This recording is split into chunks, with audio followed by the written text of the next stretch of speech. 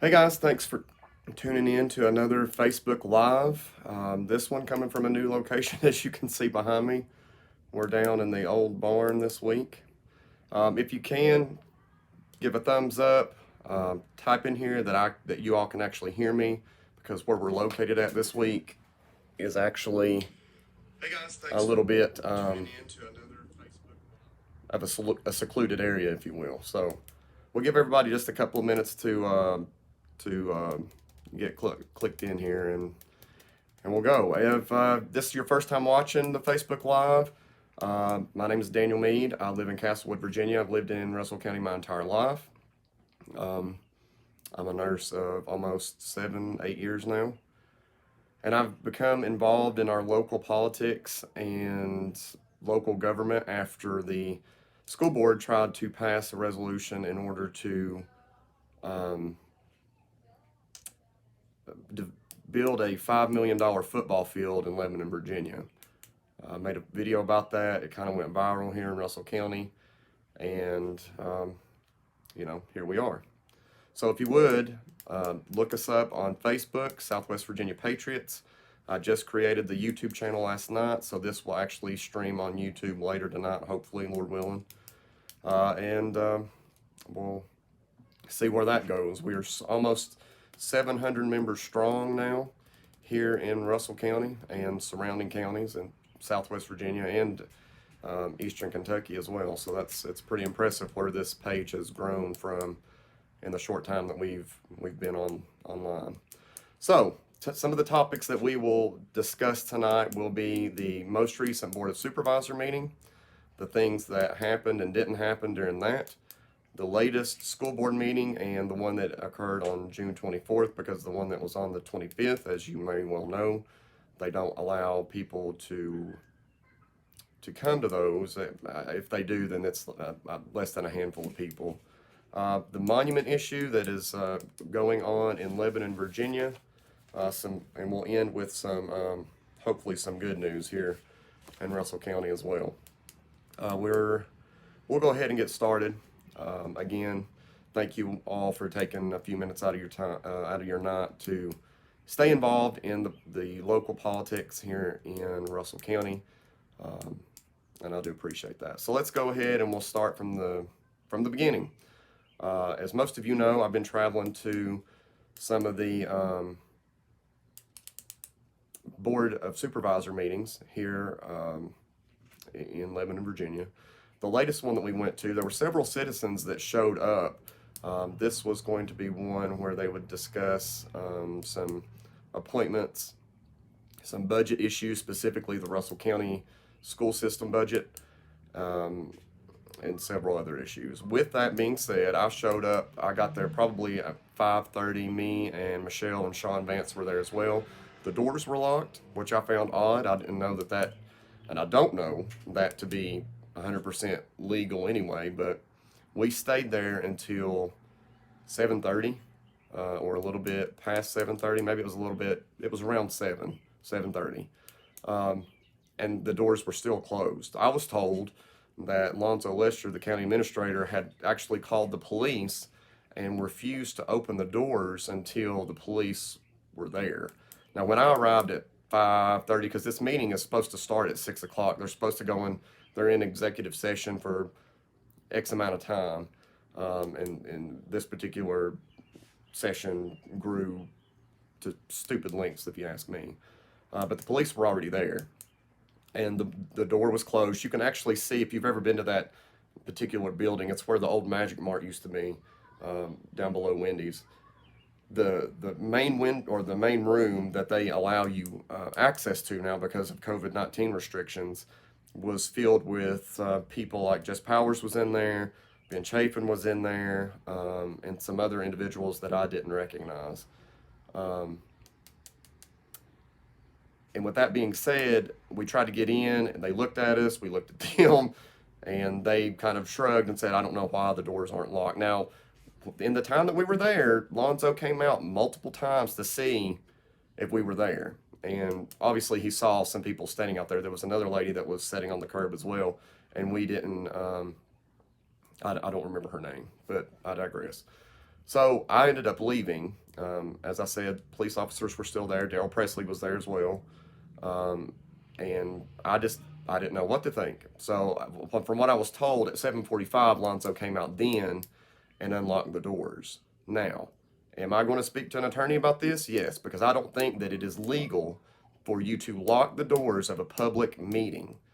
They eventually opened up the doors, but he knew what he was doing. And I think that it's a little bit on the shady side at best when your local county administrator is calling the police before we even show up. Now, did things get rowdy at the last one because of this continuity of government nonsense that they still haven't been adequately able to describe or explain to the public?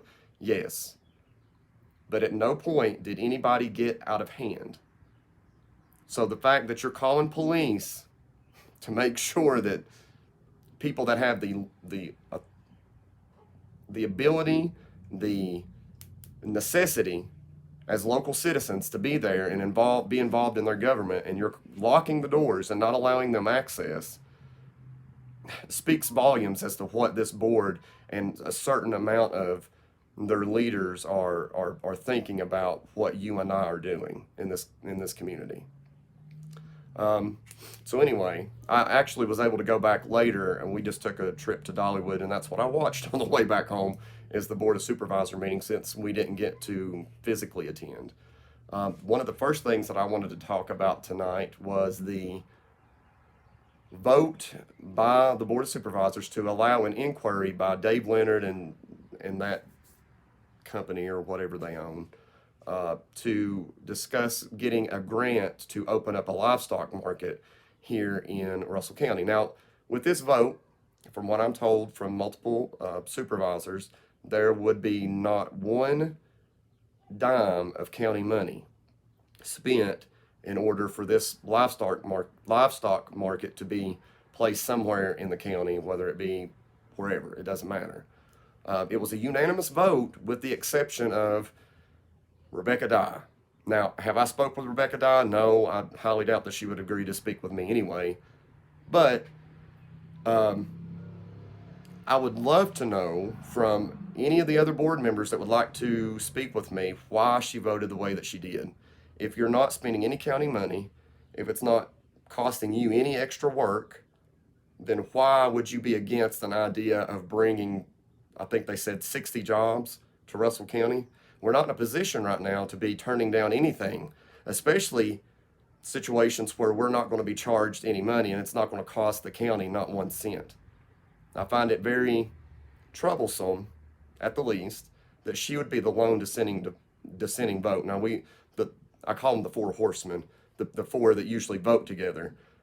They all voted in favor of this idea as well. And then when it comes to her, she's the chairman. She votes last. She says no.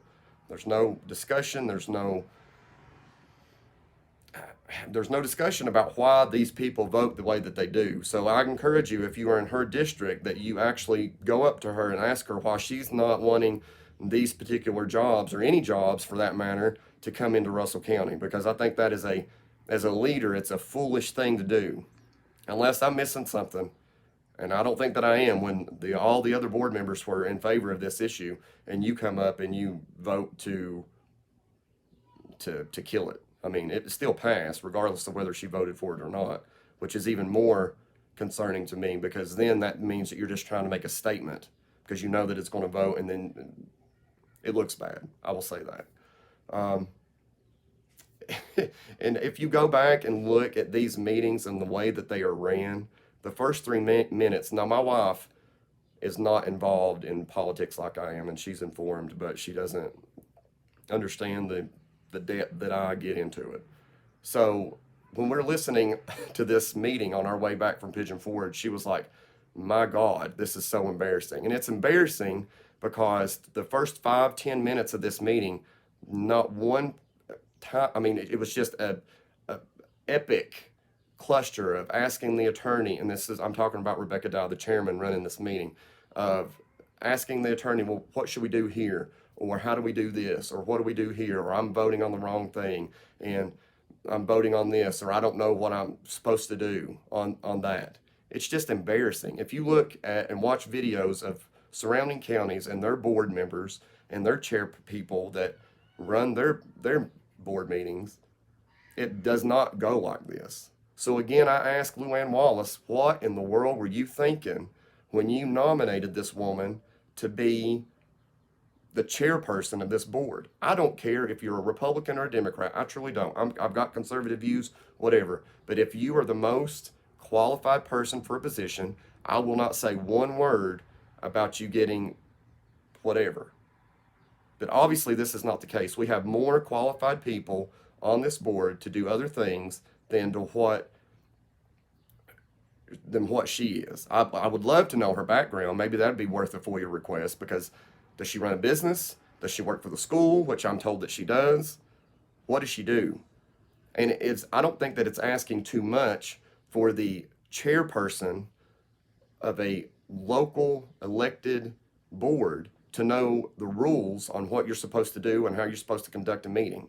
If you're going to accept that role with the responsibility and the salary that comes with that, then you should know how to run a meeting. There's not much to it.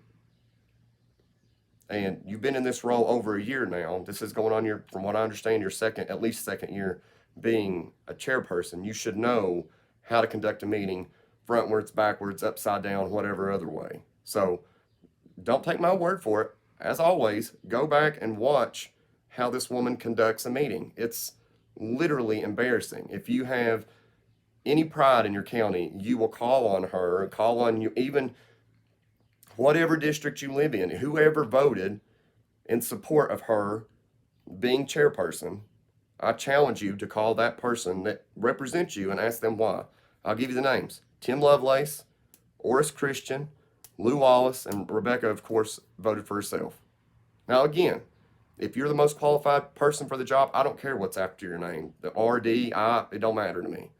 But obviously, we have a problem with this board. It's political, which I understand. It's politics, right? But it's also personal.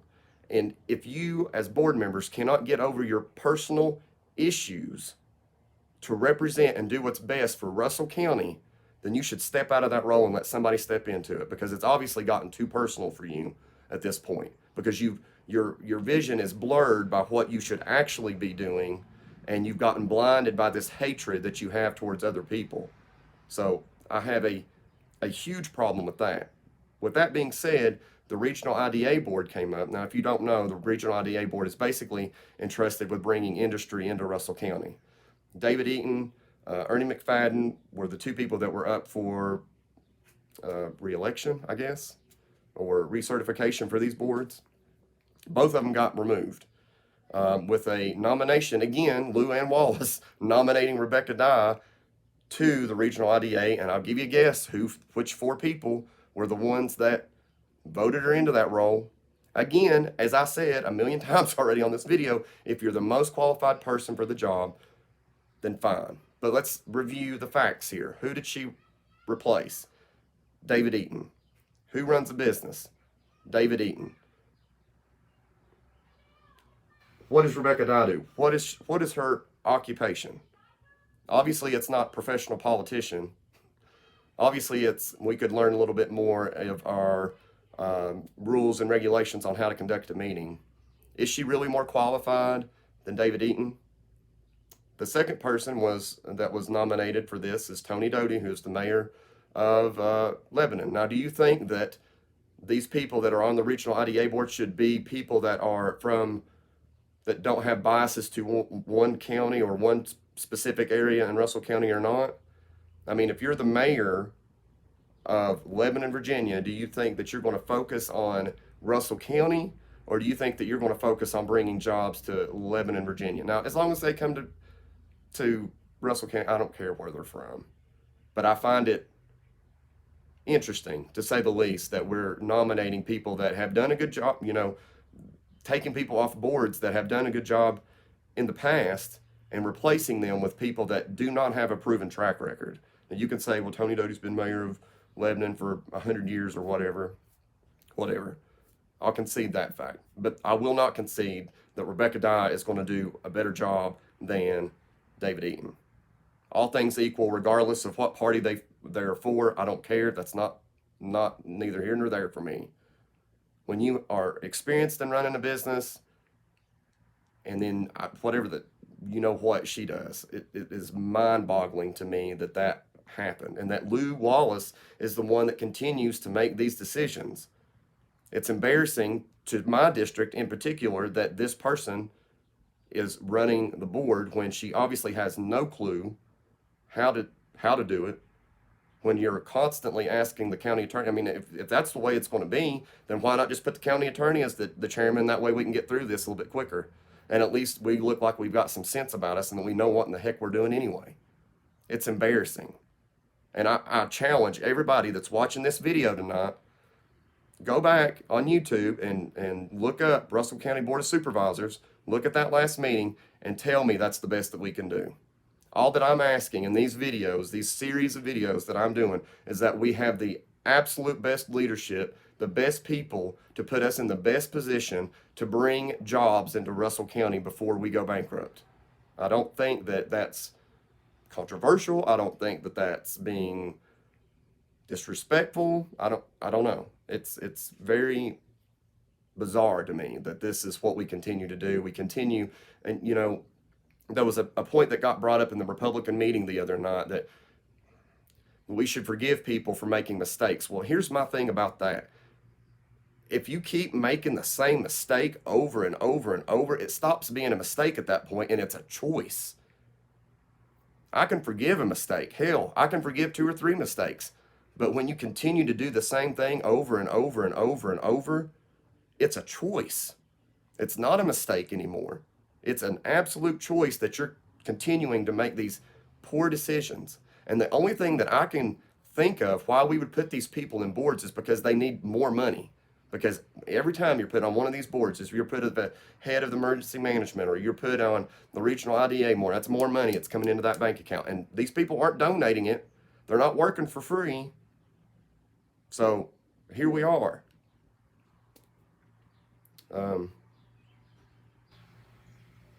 I'm just reading my notes here. So basically, that was the gist of the meeting the other night. If you all doubt anything that I'm saying tonight, I get accused on here of being hyperbolic at some points. Go back and listen to it. I challenge, and I'll share it on the Southwest Virginia Patriots site here in just a little bit. Go back and watch it. And if you have a different take than me, then call me out on it. We'll have a discussion. I love to discuss things with people, not argue, but to come to some type of consensus. Because what we've done in this country and in this county in particular, because we have to fix local stuff before we can fix state and national stuff, we have to start talking to people. We have to have this conversation. We can't just vote people out of positions, even though they're the most qualified, just because they ran against your boy that is making a total mockery of himself in the state legislature anyway. We've got to get past that petty high school nonsense and get to a point where we're big boys and girls and that we can do the best for the people of Russell County. And I do not believe for anything that is in me that we're doing the best for the people of Russell County. I encourage you to come to the next board meeting. I'll put up the times and the dates after this Facebook Live. More people have to come. More people have to show up. I can't be the only one. Michelle and Sean can't be the only ones. Daryl can't be the only ones. We're just 4 people in Russell County. You all have to start showing up to see for yourself how these board meetings are being run. We're going into phase 3 here in the next few days. So we should be allowed back into these meetings, seeing these people face to face, masks and all.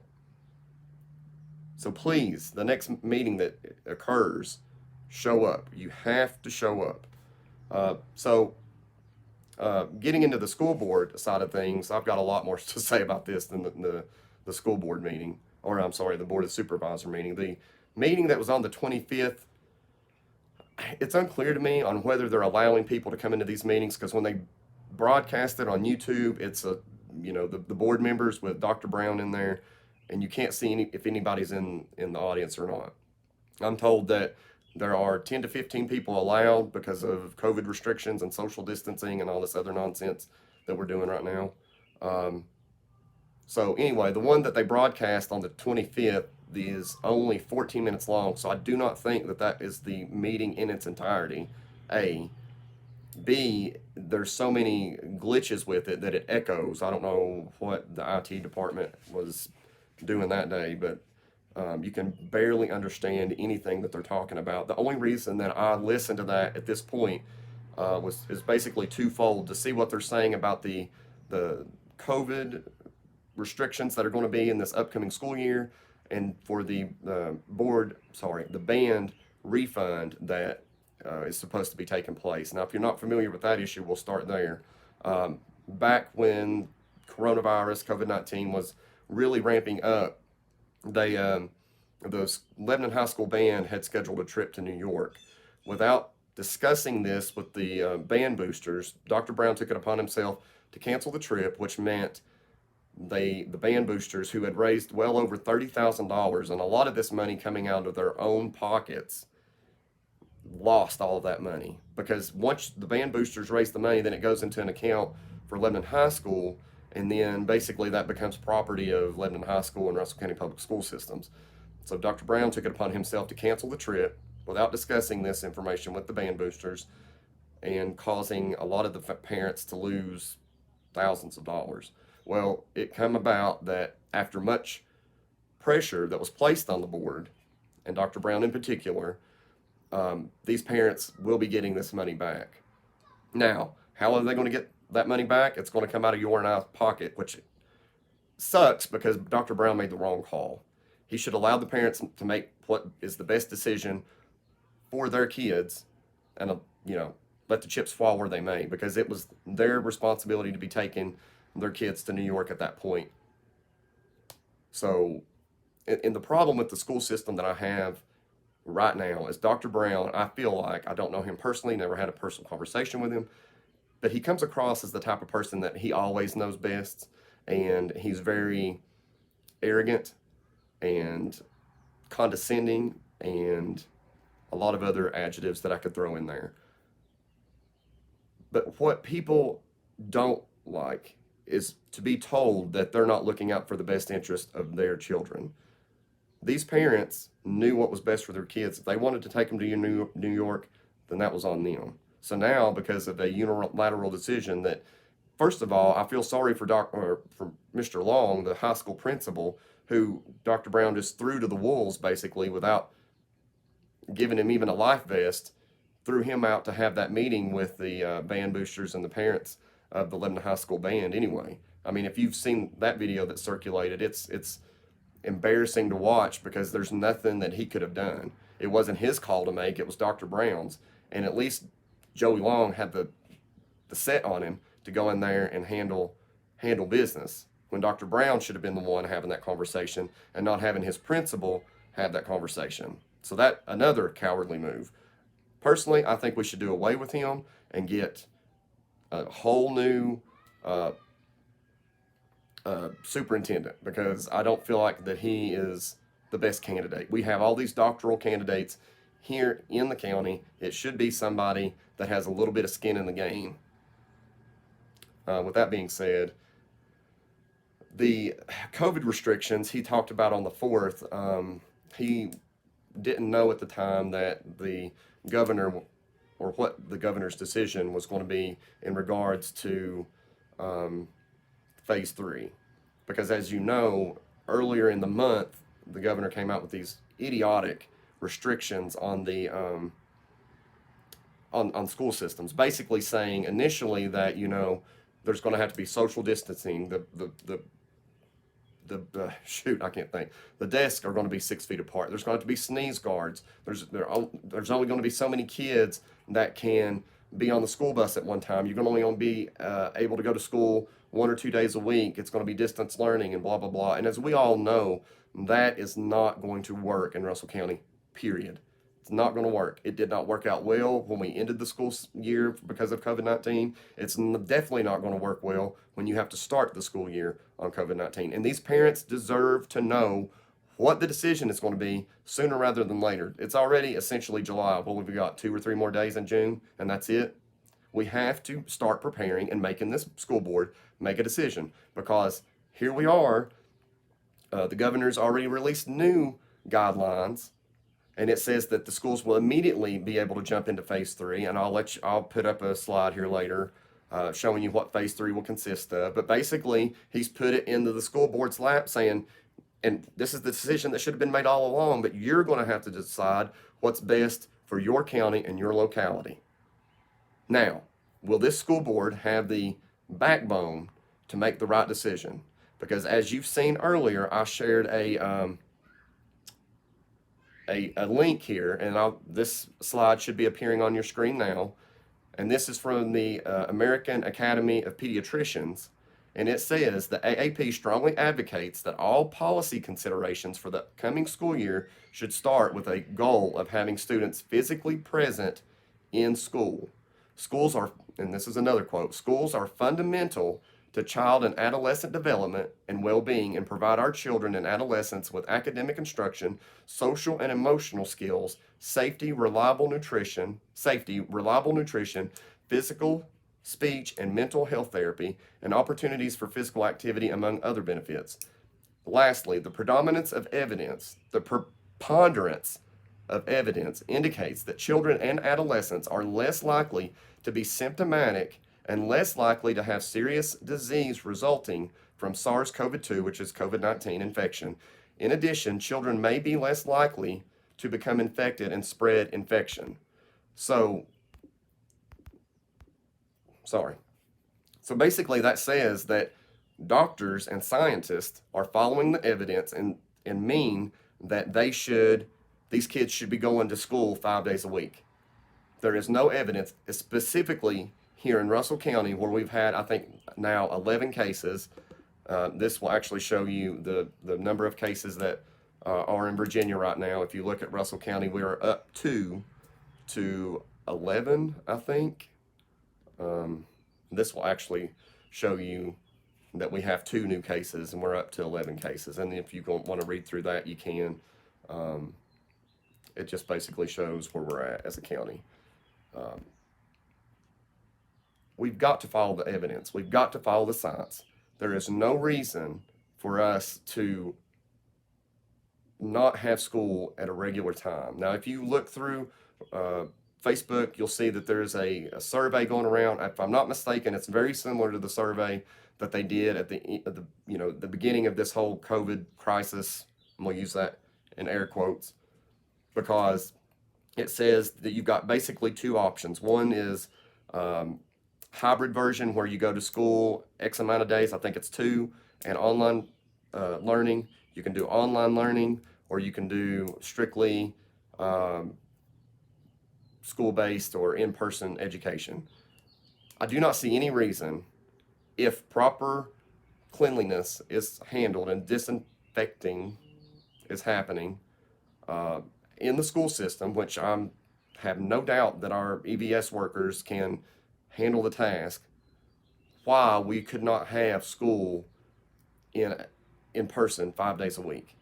The only reason would be is if the school is afraid, for lack of a better word, or they don't have the backbone to send these kids back to school.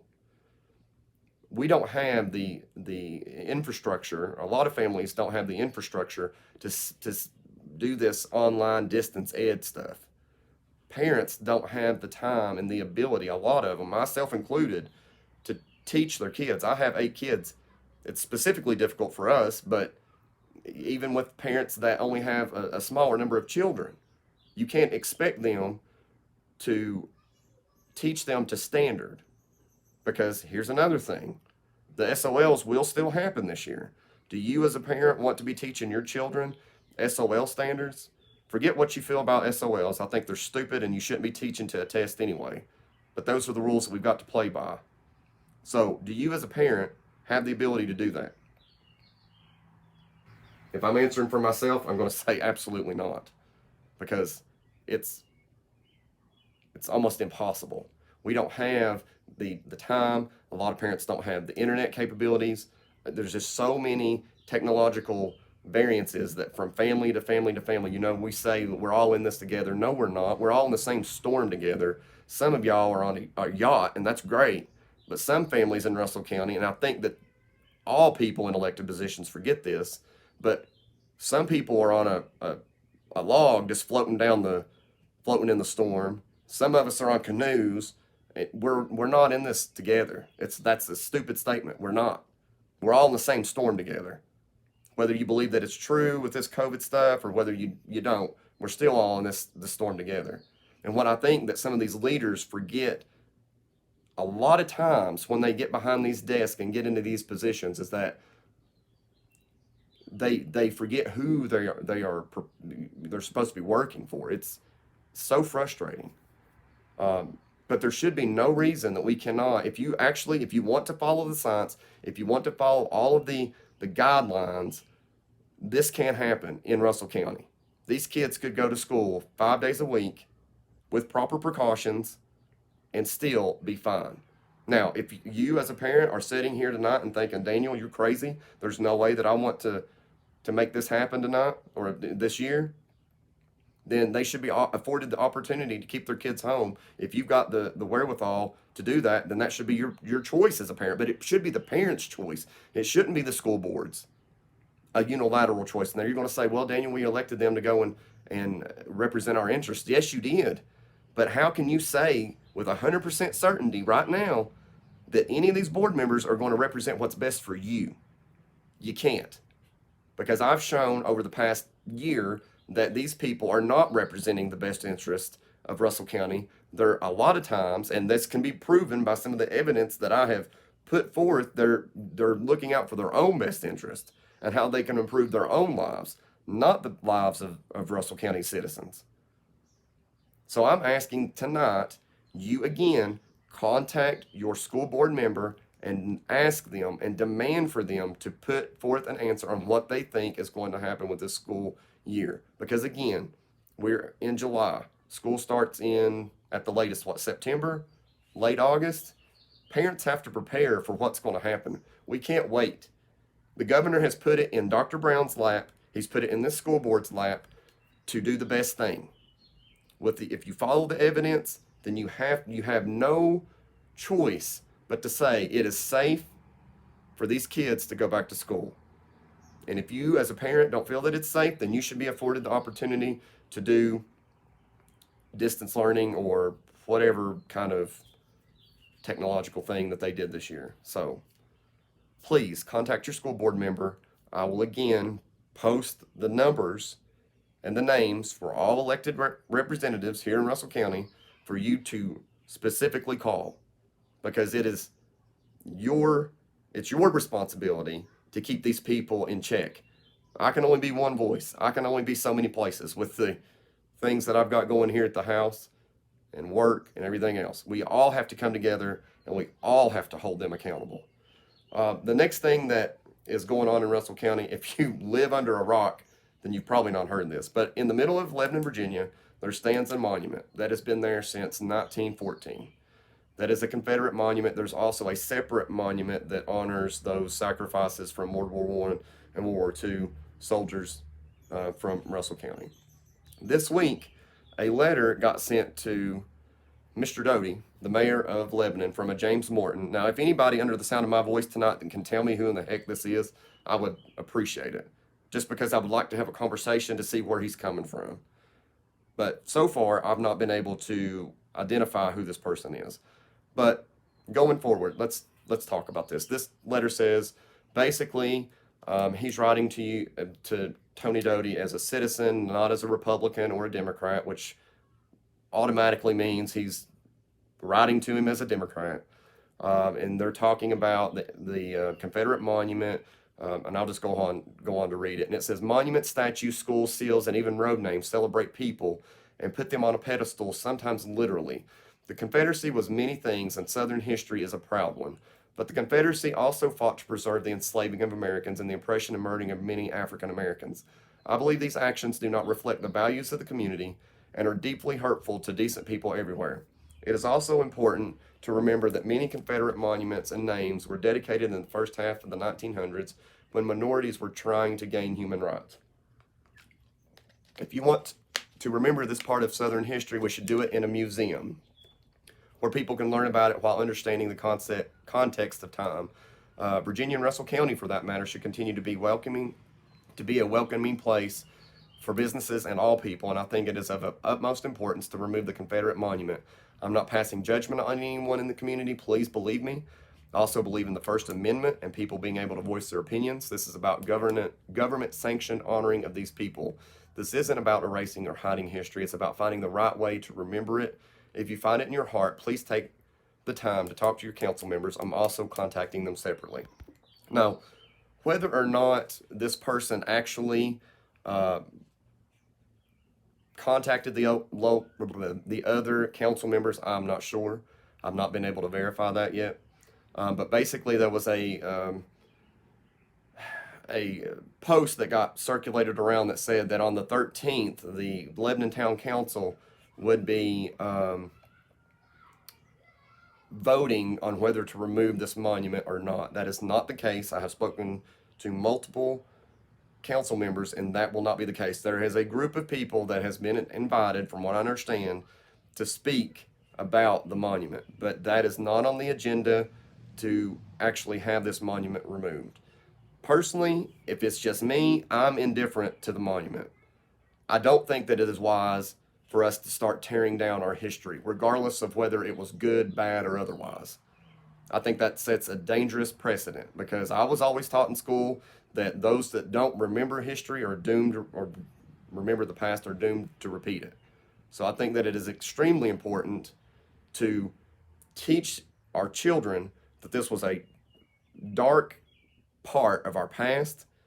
I think that it's important to teach our children that the Civil War was not fought strictly, I'm going to get grief for this, but it was not fought strictly on the tenets of slavery. I think that if you're going to teach children something, that it should be all encompassing, not just one side or the other, because it sets a precedent that you're going to take down Confederate monuments now, and in conjunction with the law that Governor Northam passed this year, we can actually, they have, the Board of Supervisors has the ability to take down all war monuments. So the one that sits right behind Wendy's can also be destroyed or removed. The one that sits in front of the Confederate monument can be destroyed. We are already seeing some of these people going and tearing down statues of Abraham Lincoln or Ulysses S. Grant or some of the abolitionists from that time period, when the problem that we have in this country is that we've not taught our kids history. We've just said all people during that time owned slaves. If you look at somebody through one certain lens, you're going to find fault in anybody. There is not one perfect person that founded this country. There was only one perfect person that walked the face of this earth, and look what we did to him. So no, George Washington wasn't perfect. Thomas Jefferson wasn't perfect. Abraham Lincoln wasn't perfect. Grant wasn't perfect. Robert E. Lee wasn't perfect. Jefferson Davis wasn't perfect. But we can't judge people from the past through today's lens, because if you do that, then you're going to take down the likes of a lot of people that are glorified by the left. I think that if anything, getting back to the specific issue here in Russell County, if the county or the community of Lebanon, Virginia wants to have that removed, then it should be put up to a vote. We had this same discussion at the Republican Party meeting not even a week before this letter came out. We said, this is coming to our community. It's coming to our community, because guess what? And this was not in the news. I'm going to put it out here on Facebook Live. There was a local business owner who had a specific name to their store that a local Democrat did not like. He alerted some people from another part of the state, and this person that owned this store has been threatened. They actually came to Lebanon, Virginia, and threatened this person with physical and bodily harm. So don't think that this is a fight that's going to stay on the boundaries of Russell County. This is a fight that is coming to Russell County.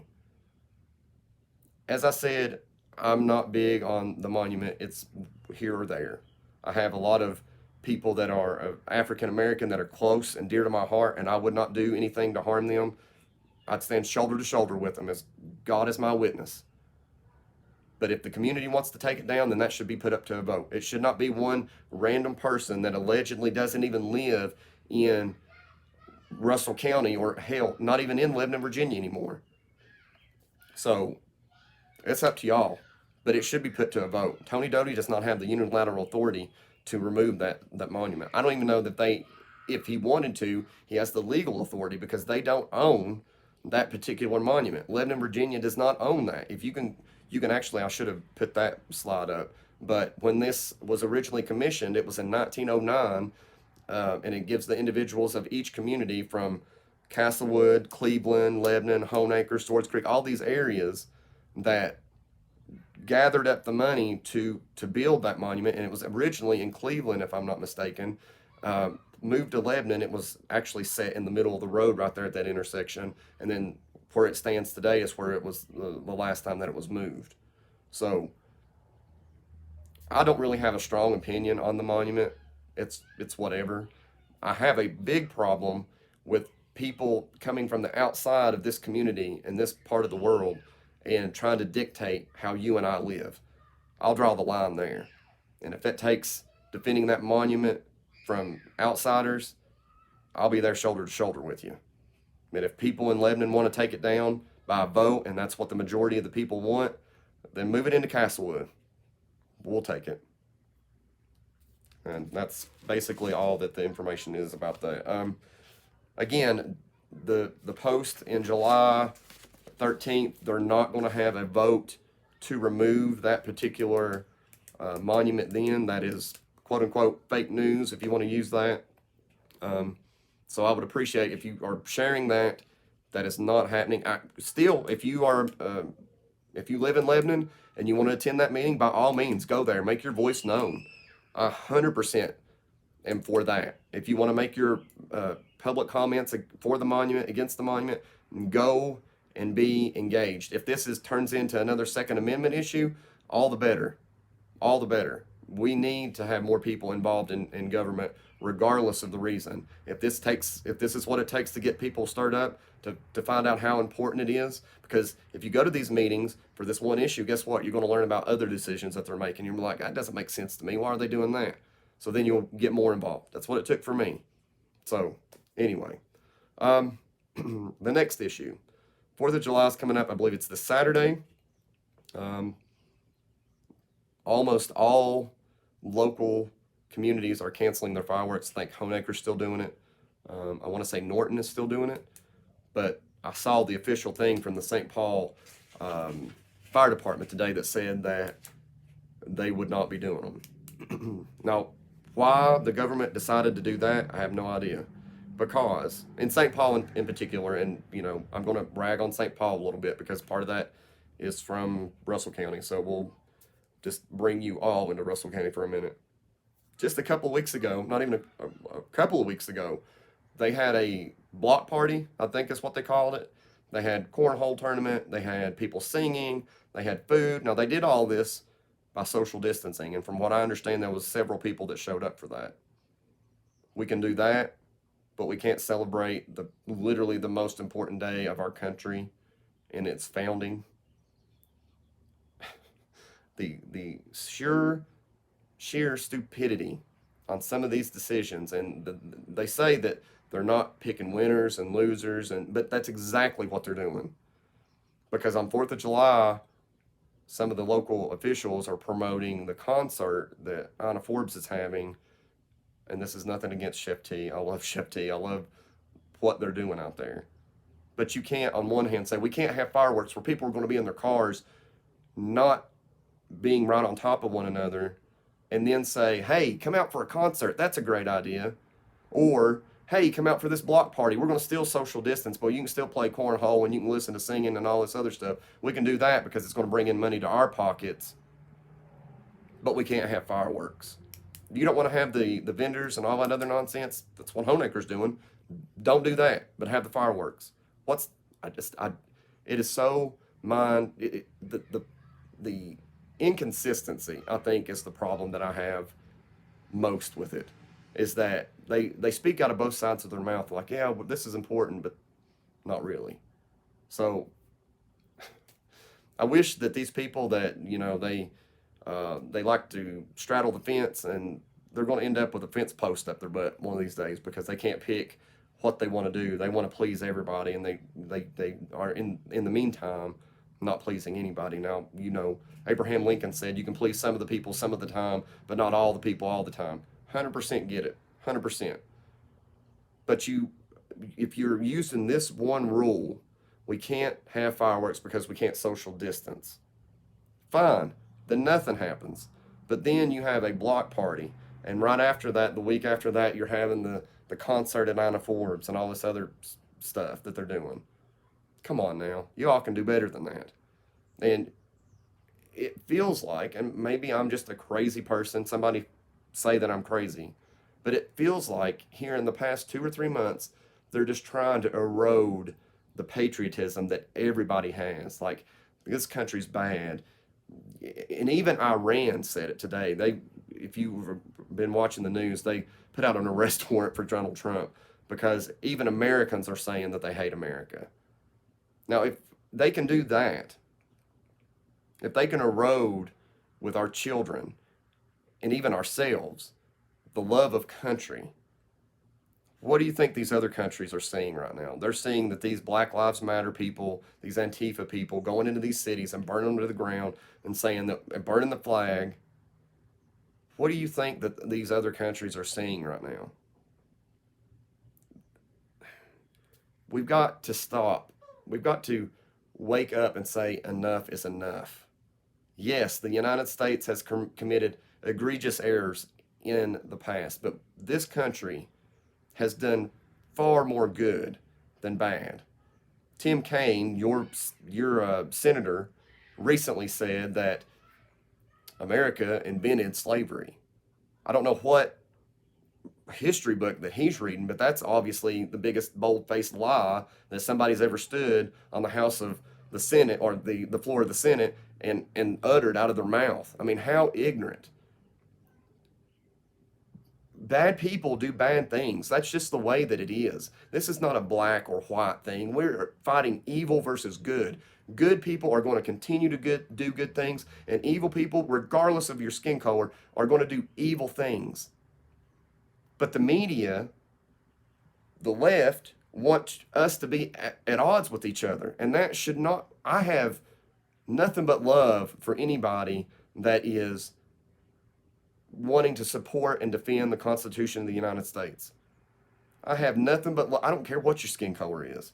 But if you come into my community trying to start trouble, I'm going to have a problem with that. I don't care if you're black, brown, purple, polka dotted, I don't care.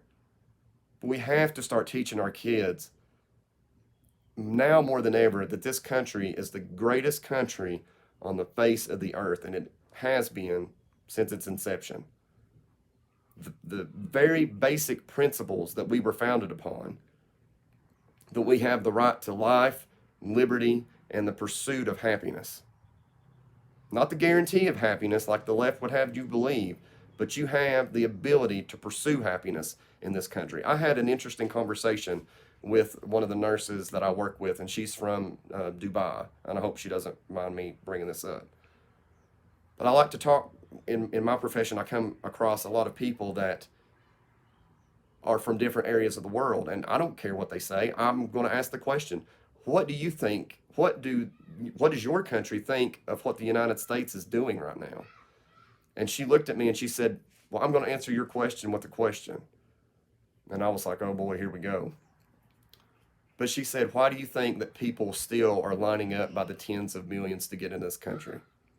Regardless of what's happening now, we've got people burning cities to the ground. We've got people trying to topple statues, because coming to America is still the best place in this world.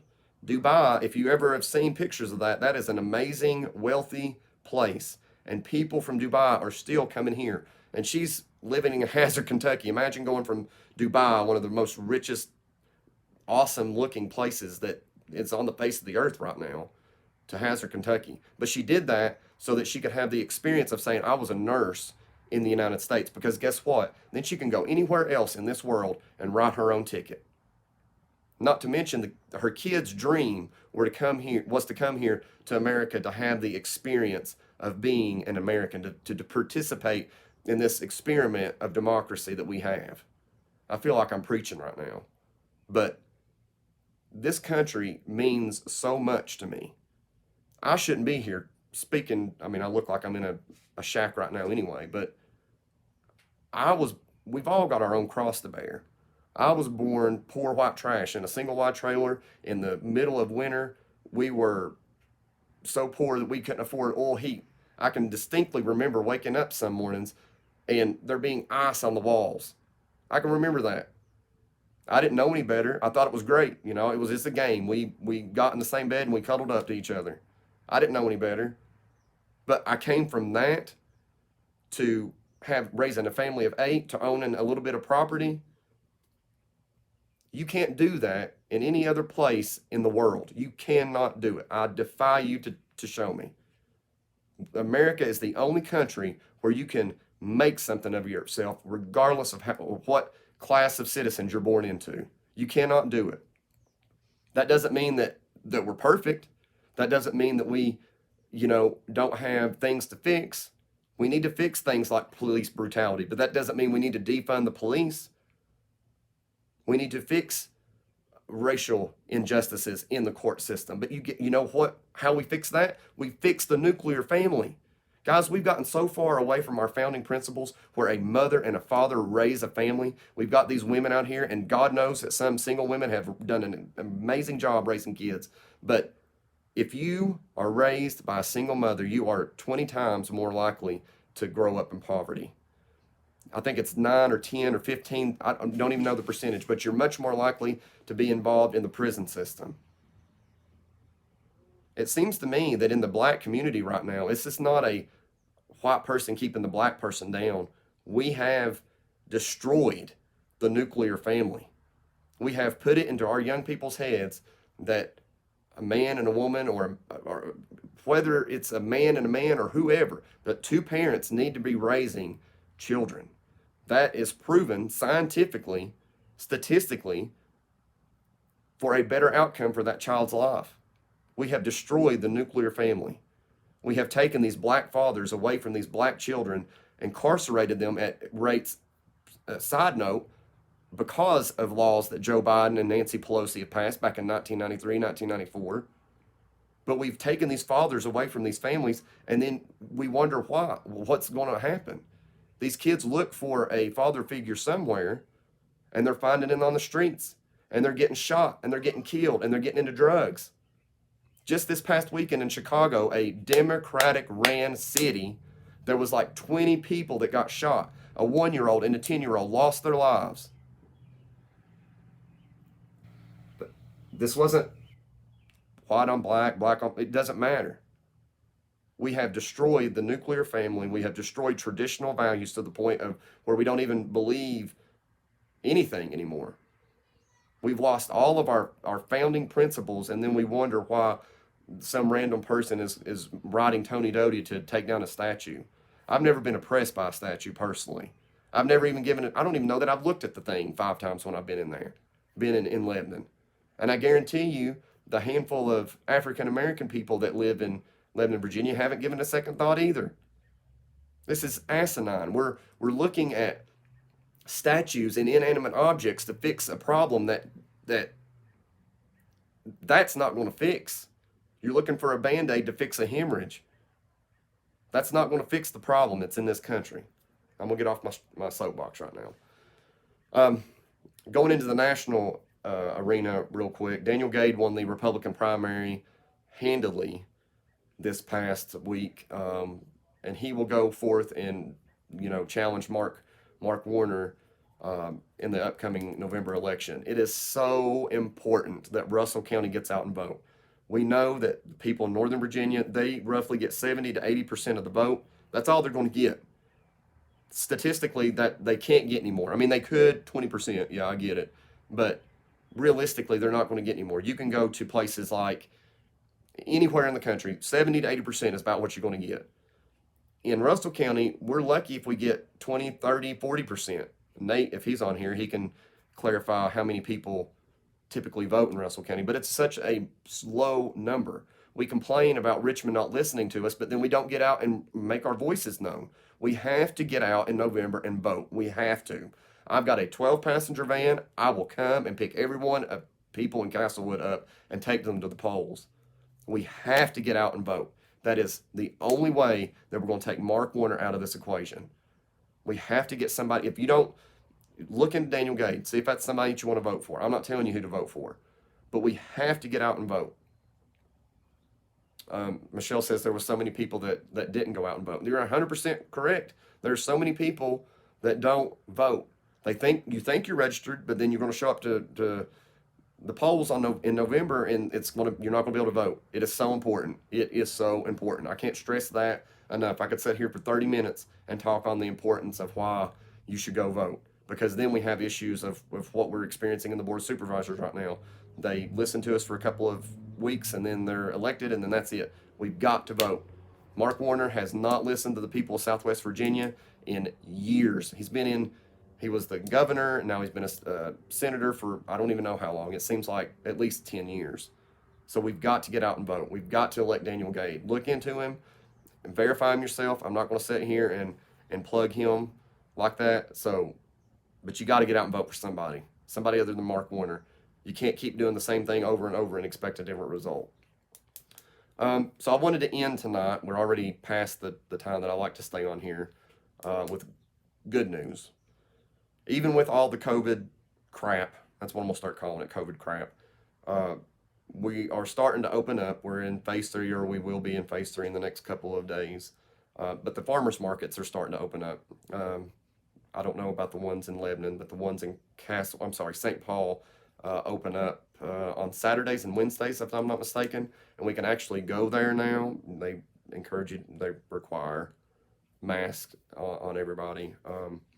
But it's more important now than ever, guys, to shop local and help these people out, because as I've said, we're not in the same boat in this storm, but we are all in the same storm together. And those of us that have not been impacted should really try to invest our money locally, specifically in these local farmers markets, to help our neighbors, to help our brothers, our sisters, our grandfathers, our brothers and sisters of this area.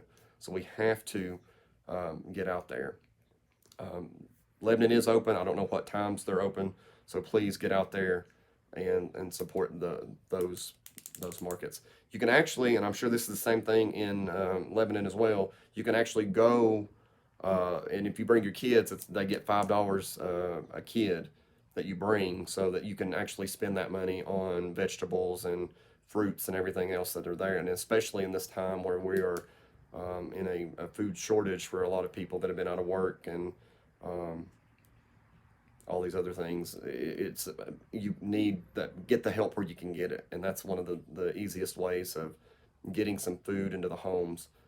I've got vegetables out here in this garden that we're growing, so if anybody is hungry or needs something, if I can help out in any way, please email me. It'll be totally anonymous, and we'll get you the help. If I can't personally do it, then I can point you in the direction of some resources that we have here locally, because I think another problem that we have here in Russell County is that there are resources out there for people struggling with food insecurities, but they just don't know where to go. There's a food bank that sits where Huff Cook Funeral Home used to be. I don't know how often they meet. I've got it wrote down somewhere. But there's a lot of ways to get help if you truly need it. Please don't sit at home and be hungry. If there's one issue that is near and dear to my heart above anything, it's hunger. Because I've been there and it sucks. And there's no reason in 2020 that anybody in Russell County should be going hungry. Hell, come and eat with us. We feed an army anyway. What's next? The Republican Party thing is a celebration, 4th of July celebration. Please come out to this. Since the local communities can't seem to get their, I've said the fence post up their butt. Since they can't get that fence post out of their butt, come to the Republican Party 4th of July celebration. It's going to be from 10 a.m. to 2 p.m. They're going to take Donations for hot dog plates. We're going to sell the plates so we don't get, whatever. But they're going to have, I think they said, cornhole. There's going to be snow cone machine. There's going to be Trump gear. So if you can, please come out and be a part of that, because it's going to be a great time to meet some of your local leaders. I know that they're going to be out there. It's going to be an awesome time to get some of your Trump signs, because we've got to get that out. We've got to get the word out that this election is extremely important. We cannot lose to Joe Biden.